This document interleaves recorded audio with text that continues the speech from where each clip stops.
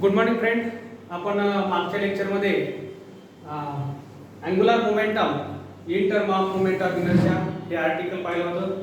त्याच्यामध्ये बघा आपण प्रूव्ह केलं होतं angular momentum of a rigid body is equal to product of I and omega. Okay, angular momentum of a rigid body is equal to product of moment of inertia and angular velocity. Okay, now we are going for the next article, that is expression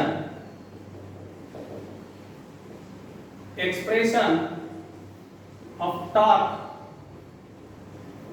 in term of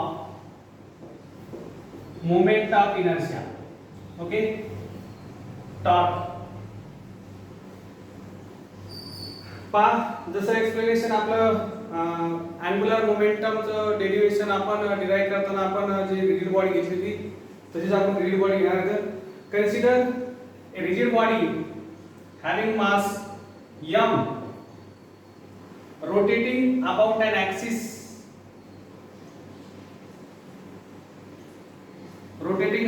axis passing through point O. Okay, with constant angular acceleration alpha. Suppose body consists of n number of particles having masses m1, m2 up to the mn. Okay, situated at perpendicular distances r1, r2 up to the rn. Okay,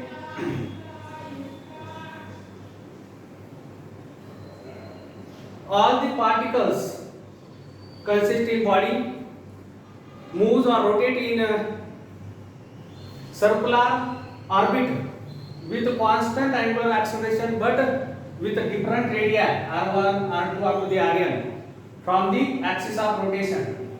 Okay, it means that linear acceleration of all particles are different. Okay, now linear momentum of the particles having masses m1, m2 up to the mn is a1 is equal to r1 alpha. Okay, already I have told that all the particles consist in a body rotate in circular orbit. Okay, circular orbit with constant acceleration but with different radii from the axis of rotation. We know the formula for linear acceleration. A is equal to r alpha. Okay, here r and A is different for each and every particle. Why A is different? Because R radius of each particle is different. Okay, इथं पहा आपल्याला formula माहिती आहे A is equal to R alpha आहे. इथं R जे ते vary होते पार्टिकल टू पार्टिकल आणि अल्फा जे आहे ते कॉन्स्टंट आहे. आता R व्हॅरी होत असल्यामुळे लिनियर ऍक्सिलरेशन जे आहे ते काय होणार आहे, डिफरंट येणार आहे. ठीक आहे, तर A2 is equal to R2 alpha up to the AN is equal to RN alpha. Okay,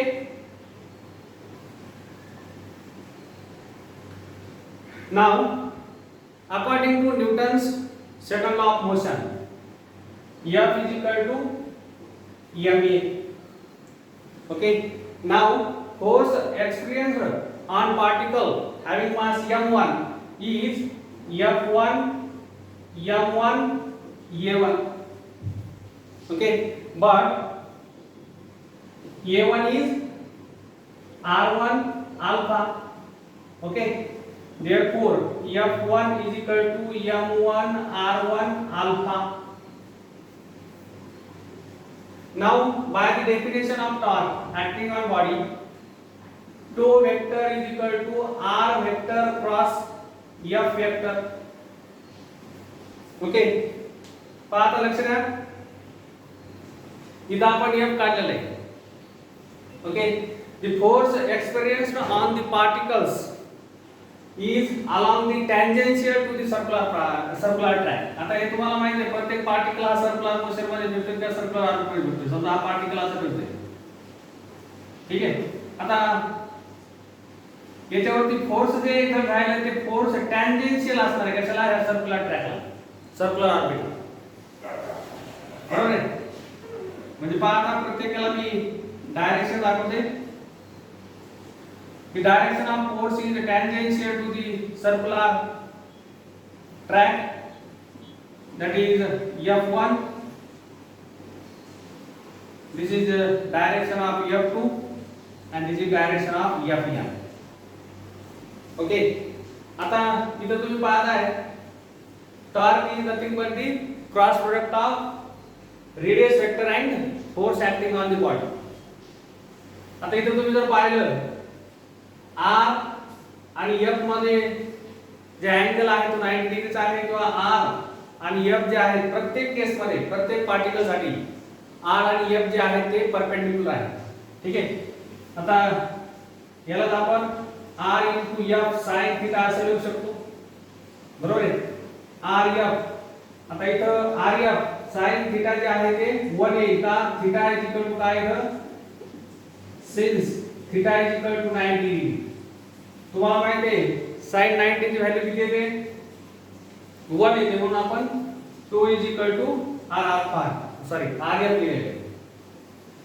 okay, आता हे टॉर्क झालं. आता फर्स्ट पार्टिकल साठी torque acting on first particle of mass m1 is τ1 r1 f1. आता f1 already आपण काढलेलं आहे, काय आहे r1, f1 ची value m1 r1 alpha. m1 दिला आपण r1 डबल आहे, त्यामुळे r1 square alpha. Similarly,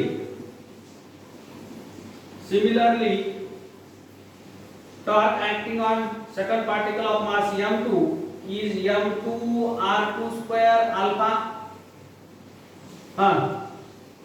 τ3 m3 r3 square alpha up to the τn mn rn square alpha.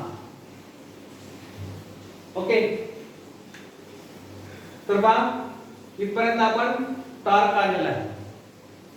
आता राईट हँड रूल नुसार टोची व्हॅल्यू का टॉर्कची value he along the axis of rotation असणार आहे. बरोबर आहे. म्हणजे आपण जर इथं समेशन जर केलं तर सर्वांमध्ये काय आहे, बेरजेस साइन आहे. ठीक आहे. इथं समजलं नसेल तर तुम्हाला पुन्हा सांगतो. आता प्रत्येक टॉर्क, आता सेपरेट जर टॉर्क आपण घेतले, याच्यावरचं टॉर्क, याच्यावरचं टॉर्क, याच्यावरचं टॉर्क, त्या सर्व टॉर्कची direction he along the axis of rotation असणार आहे. म्हणजे टोटल टॉर्क करत असताना आता हे मी मोडतोय,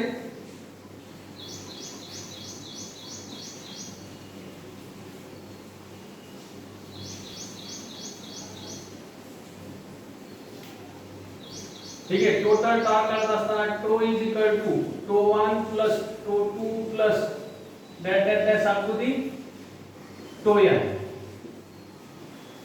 ओके, आता पहा τ1 ची व्हॅल्यू काय आहे, m1 r1 square alpha plus m2 r2 square alpha plus mn rn square alpha. याच्यामधून कॉमन काय निघतंय, अल्फा कॉमन निघतंय. म्हणजे आपण याला m1 r1 square plus m2 r2 square plus dash m n rn square इथं इनटू अल्फा. आता हे तुम्हाला माहिती आहे, ही डेफिनेशन झाली मोमेंट ऑफ इनर्शियाची.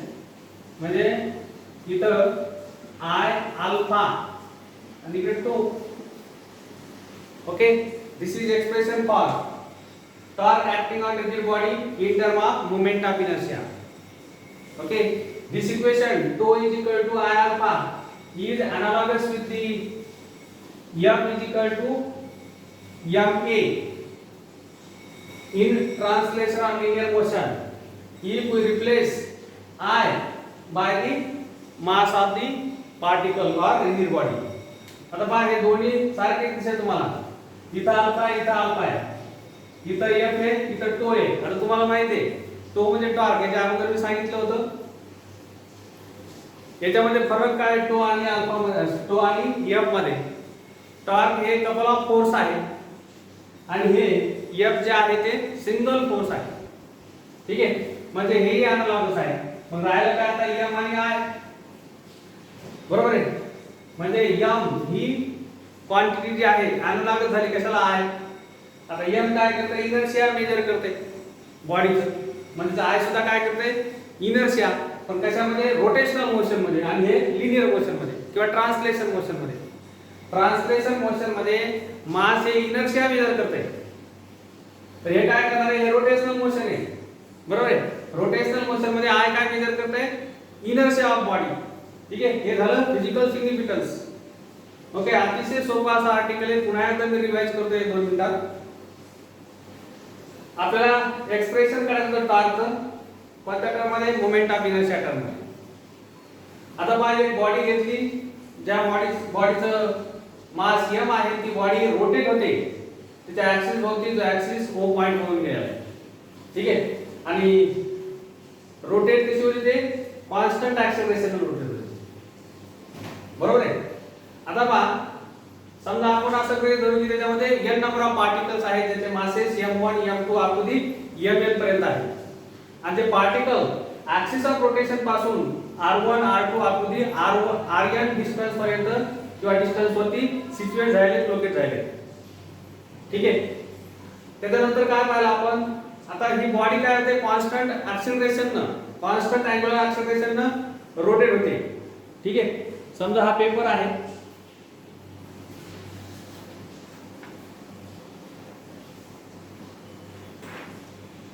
आणि या पेपर वरती पहा,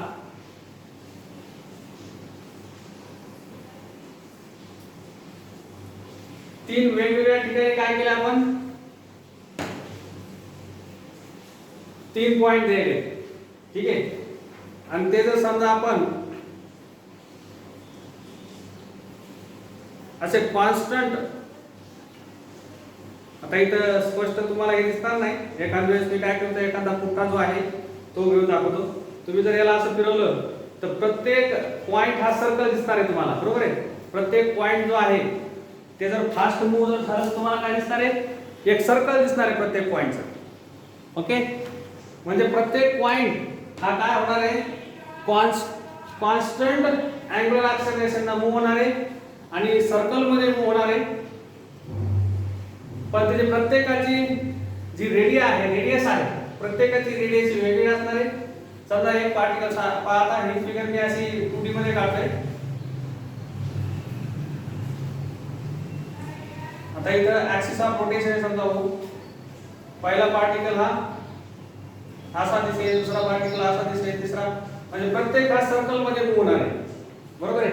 ज्याची रेडियस कशी आहे, ऍक्सिस ऑफ रोटेशन पासून डिफरंट आहे, पण अँग्युलर ऍक्सेलरेशन जे आहे ते कॉन्स्टंट आहे. पहा, जर समजा अँग्युलर ऍक्सेलरेशन कॉन्स्टंट असेल आणि रेडियस डिफरंट असेल, तर तुम्हाला माहिती आहे फॉर्म्युला A = r अल्फा.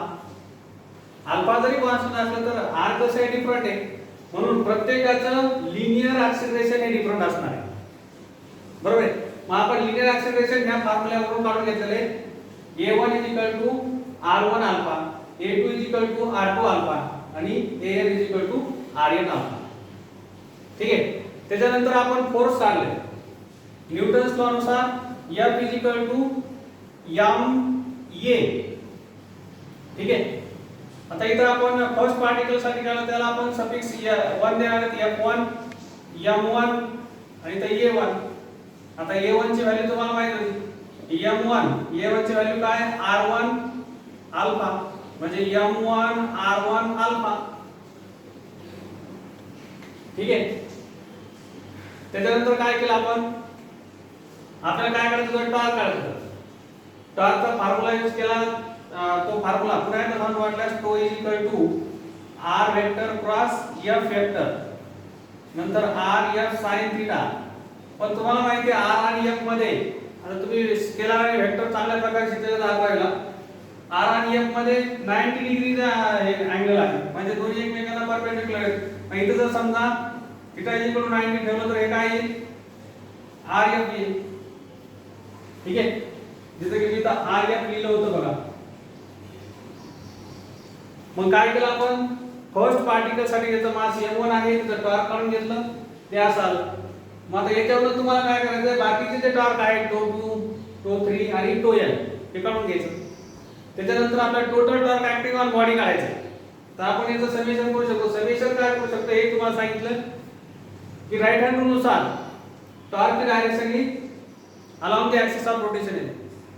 म्हणून आपण याचं काय केलं ऍडिशन केलं. ऍडिशन केल्यानंतर तुम्हाला m1 r1 square plus m2 r2 square up to the mn rn square भेटलं. आता हे जे आहे आपण याला आता असं लिहितो बघा summation 1 i equal to 1 to n mi ri square. हे काय i नाही, हे तो ब्रॅकेट दिसते i. मग इथं आपण i लिहिलं अल्फा लिहिलं. तर पहा हे जे आहे टॉर्क ऍक्टिंग ऑन बॉडी आहे रोटेटिंग बॉडी. ठीक आहे, कोणत्या टर्म मध्ये आयच्या टर्म मध्ये. ठीक आहे, याच्यावरती भरपूर तुम्हाला प्रॉब्लेम आहे. प्रॉब्लेम साठी हा फॉर्म्युला तुम्हाला उपयोगी पडेल. तर पहा तुम्ही मी जे शिकवले आज तुम्ही काय करायचंय एकदा दोनदा तो व्हिडिओ पाहून घ्या, समजून घ्या. काही समजलं असेल तर तुम्ही विचारू शकता. आणि असाइनमेंट हीच असाइनमेंट म्हणजे काय करायचं तुम्ही हे एकदा दोनदा वाटल्यास पाहून घ्यायचा व्हिडिओ. पुस्तक आहे तुमच्याकडे पुस्तकामध्ये वाचून घ्यायचं आणि ते लिहून पाहून एका कागदावरती तुम्ही लिहायचे, त्याचा फोटो काढायचा आणि तो मला WhatsApp वरती पाठवायचा. ठीक आहे, त्याच्या नंतरचं जे पार्ट आहे ते लगेच आपण पुढच्या लेक्चरमध्ये पाहू किंवा पुढच्या व्हिडिओमध्ये पाहू. ठीक आहे, थँक्यू. ओके.